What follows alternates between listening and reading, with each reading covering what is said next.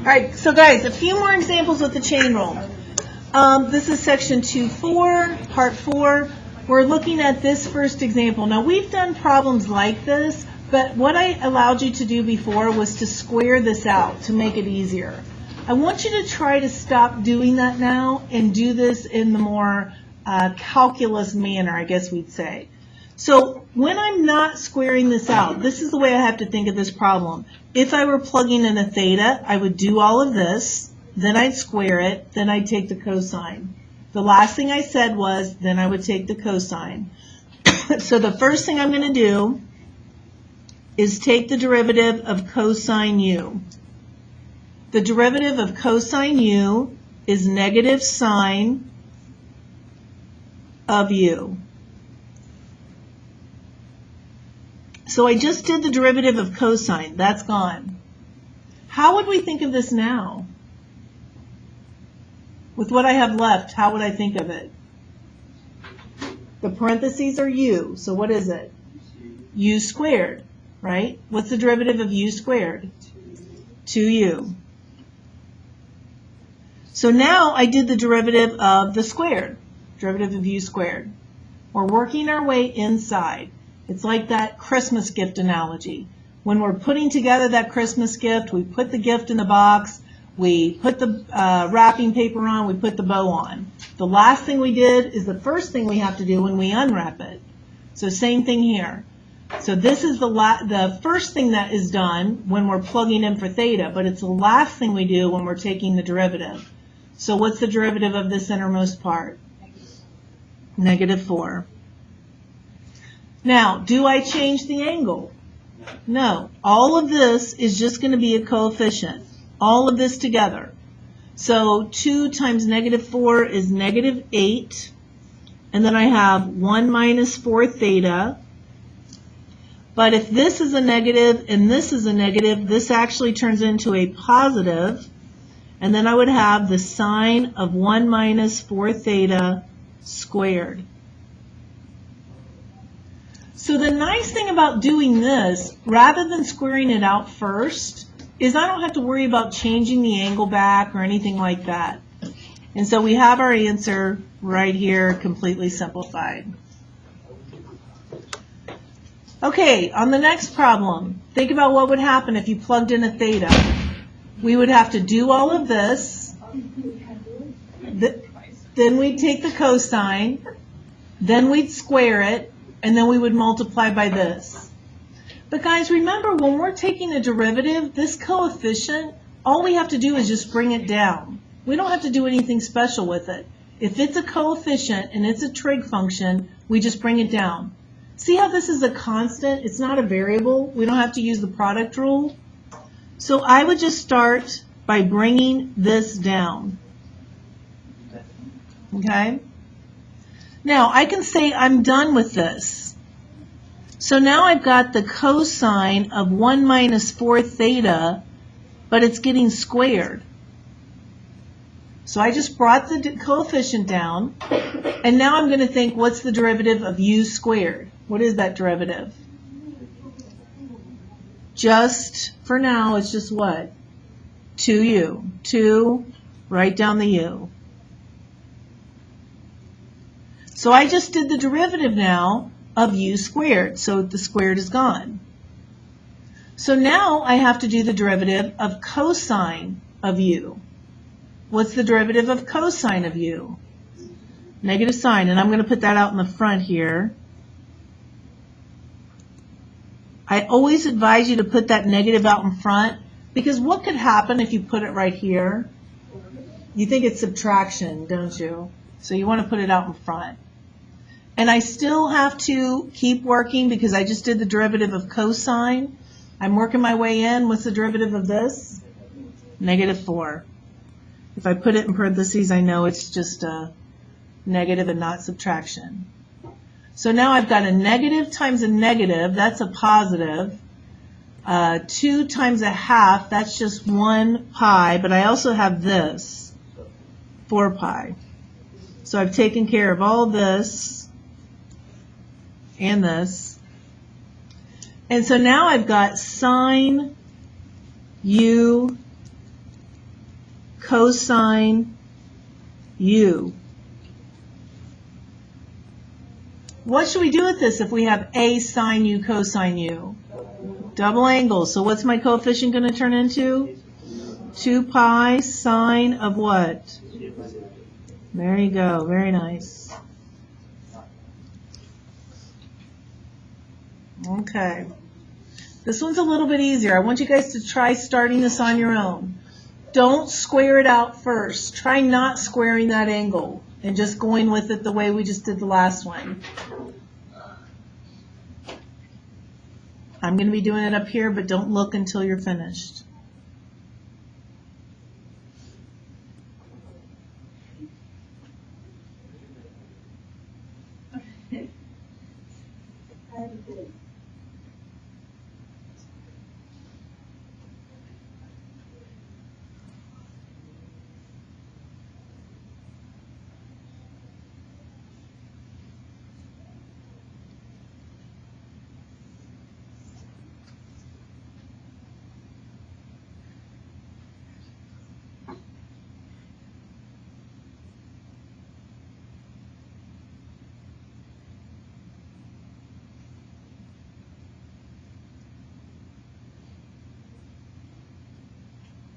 All right, you should be finished. Check up here. Did you get the 3? If you have 6x here, then that means you didn't go far enough. Do you have 18x cosine 3x squared? How many people got it? Raise your hand. Ooh, not as many as I'd hoped. We do cosine because we're doing the derivative of sine u. That's cosine u. I got rid of the sine, and now I had u squared. That derivative was 2u. I got rid of the squared because I did that.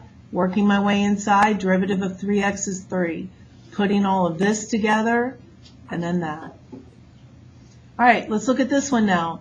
Looks very similar to number 3, but what is the difference here? Right, so this is the sine of 3x, and the whole thing is getting squared. So my outermost parentheses, that's our u. That's our u. So how are we thinking of this at first? As u squared. All right, Kyler, what's the derivative of u squared? The derivative of u squared. 2u. 2u. So now we took off the bow if we're thinking of that package analogy. So we're done with that. Now we go to the inner part here. What's the derivative of sine of something? Cosine u. So now we took off the wrapping paper. Go to the package, open the box. What's the derivative of 3x? 3. All right. So now this is just a coefficient with this. But what should I go ahead and do? Look at the pattern. A sine u cosine u. This is really a coefficient though. Double angle. So what am I going to do to this 6? Half of that's going to be 3 sine of 6x. So then later, if I have to plug in a value for x, see how easy it is to plug it into that as opposed to that. So that's why we simplify. All right, example 5. What do I do with coefficients? What can I do with them? Just bring them down, right? Get rid of it at the beginning if you'd like. All right, so now I think of this as cosine. Am I thinking of this as cotangent of u squared or just cotangent of u? Cotangent of u is right because there's really another parenthesis here that's not shown, but it's implied. So the derivative of cotangent, if you don't know it, you look at your green sheet, probably getting to where you know it, is negative cosecant squared. So it's going to be a negative cosecant squared of our angle. So working our way inside, I did the derivative of cotangent. I'm done with that. So now I've got, this is my new u. So now I've got u squared. What's the derivative of u squared? 2u. So now I've done that. Still got to keep working until I'm in that innermost part of the parentheses. What's the derivative of that? 3. So all of this goes together. So 3 times 2 is 6 times 2. I'm not going to multiply that out because I want everything factored.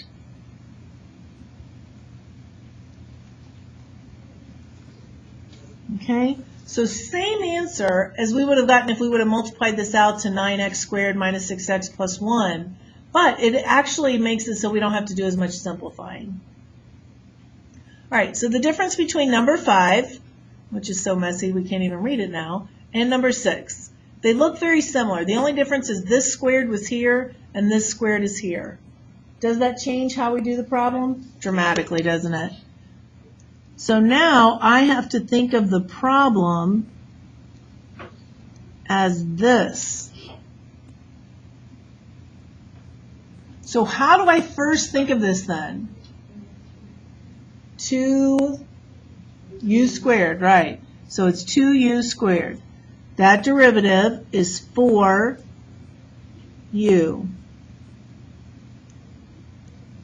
So I'm done with this, I'm done with this. So going to the inner part now, here's my parentheses now because I'm done with this parenthesis. So now I'm thinking of it as there's my u, derivative of cotangent u is going to be negative cosecant squared still. I'll put that negative out in front. Negative cosecant squared of that u. Did the derivative of cotangent, working our way inside. What's the derivative of the inside? 3. Put it all together. Negative 4 times 3 is negative 12. And I'm thinking ahead as to whether it would be better if I wrote this as cosine over sine and 1 over sine. Nothing would cancel. No reason to do that. So we are finished. Okay? So very similar to what we were doing. The only thing is we're trying not to square out those angles first. Blake? The negative 4 came from, it wasn't really negative 4, it was actually positive 4. At the very beginning it was 2u squared, so 2 times 2 was 4u to the first. The negative came from when I did the derivative of cotangent. That derivative is negative cosecant squared. All right, guys, very nice.